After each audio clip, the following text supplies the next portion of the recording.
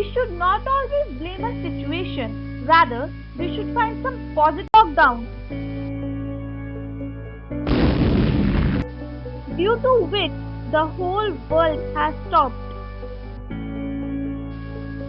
which had largely affected the incomes of people, shattered down many businesses,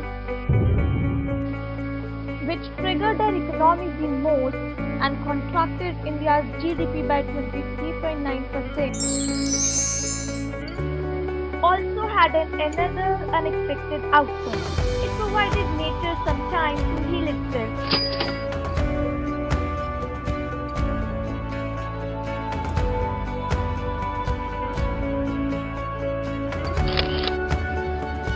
Lockdown due to COVID-19 has done what years of a planned efforts can't. It brought pollution level down in Delhi.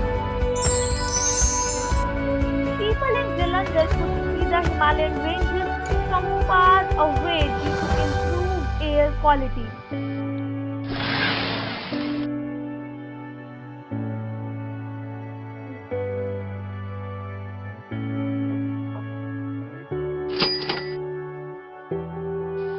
When we were kids in our homes, these animals were free on the road. Our rivers became cleaner than ever.